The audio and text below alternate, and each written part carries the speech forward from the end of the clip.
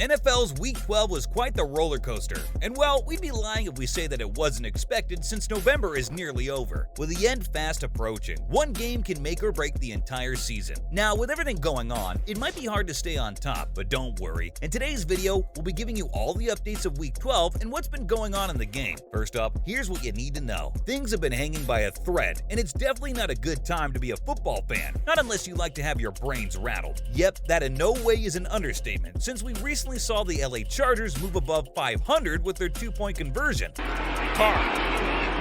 There's Jacobs once again. Jacobs lost the ball. It's on the turf. The Chargers say they have recovered. And then the Vegas Raiders saw their running back Josh Jacobs taking a handoff in overtime as he bolted down the midfield 86 yards into the end zone. This move ended up moving the Raiders to a 4-7. Jacobs with running room right up the middle. Jacobs is on his way.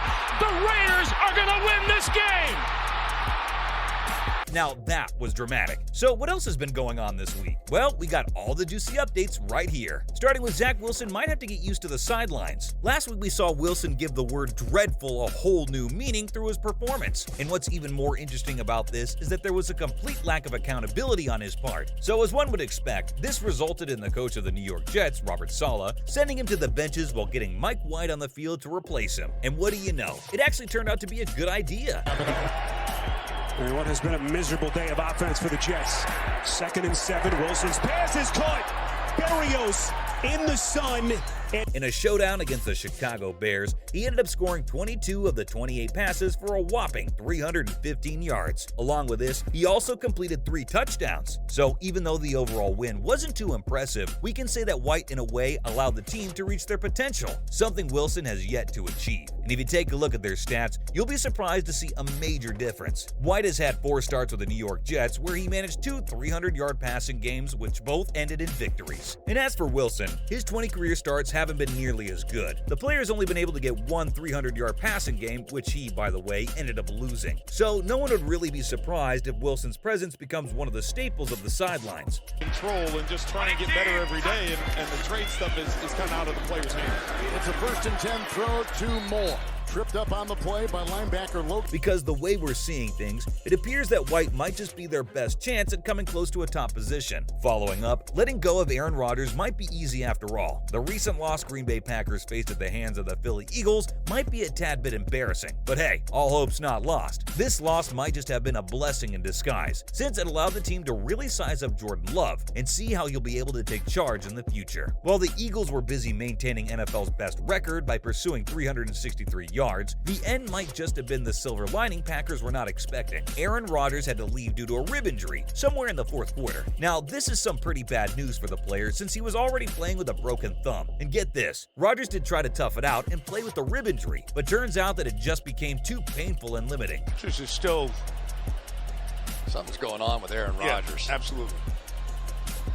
I don't know At the if end that... of the play, personal foul, unnecessary roughness, deep. So Love was called out on the field to take his place. And while some of you might remember that Jordan Love was the very player who caused friction between the team and Rodgers when he was drafted in the 1st round during the 2020 draft, the young player formed a pretty compelling partnership with Christian Watson and ended up completing 6 out of 9 passes for 113 yards and even managed a 63-yard touchdown. Well, things might not have ended so nicely for the team in this game, but hey, it probably feels good to know that their lineup has a player who could rise up to the occasion and maintain the level of threat that Aaron Rodgers had. Moving on, the Cincinnati Bengals are roaring. With 3 back-to-back victories to their name, the Bengals are showing no signs of slowing down. In fact, at the moment, they pose a serious threat to anyone who might even think of taking home the AFC win. If you're planning on winning the title, then you're going to have to go through whatever boulders Joe Burrow will be throwing your way. And believe us, they're coming. With his deep passing, pretty much no one stands a chance against him. What's more interesting is that even without their wide receiver, Jamar Chase, the team's doing pretty well. Up till now, they managed to snag 7 out of 9 wins, which is pretty amazing considering their start was very rocky, and the poor guys ended up losing 2 straight games. But hey, seems like things are going well now.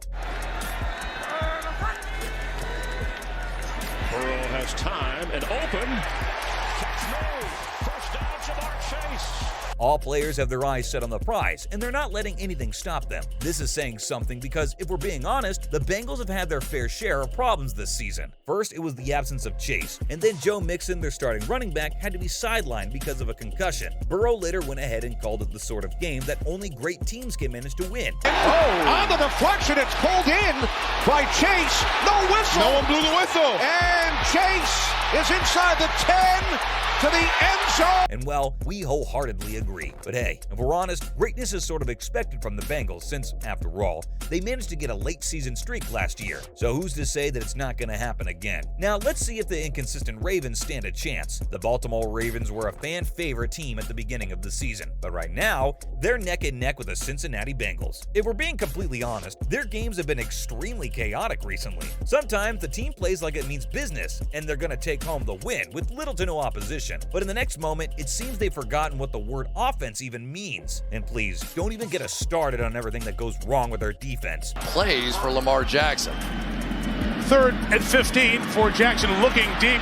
Everything's covered. He tries to escape, and a great play by Hendrickson. Funnily enough, we saw both sides of this team this week on Sunday. The team managed a pretty late lead, which they ultimately ended up losing in the showdown against Jacksonville Jaguars when Trevor Lawrence ended up messing up a touchdown pass with only 14 seconds on the clock. And while they're still on the top due to a head-to-head tiebreaker, the Bengals are fast approaching. And who knows, they just might steal the win for them. Actually, no. The question isn't if they'll be able to do that, it's basically a done deal. So we should be asking when they'll be doing that. If things go on like this, with players fumbling in the field and the somewhat new defensive coordinator, Mike Macdonald, failing to get his group to protect the leads, then they can kiss the trophy goodbye. But all hope isn't lost. Lamar Jackson brings to the table one heck of a strong running game, and well, their defense sometimes pulls through. So maybe the team just needs to get their head right and fight back for their win. Lastly, Todd Bowles isn't having fun. All players are allowed to have some bad days, but the one Todd Bowles had was something no one would want to go through. The Buccaneers could have swooped an easy win against the Cleveland Browns this last weekend, but they just kept throwing away the opportunities that would have led them to a victory. Bowles specifically had many chances to do something that really mattered for his team, but things didn't work out at all for him. But here's the thing, if you were able to catch the game, you might have noticed that things seemed a bit off with him. It seemed as if he didn't trust Tom Brady to make some of the plays. And well,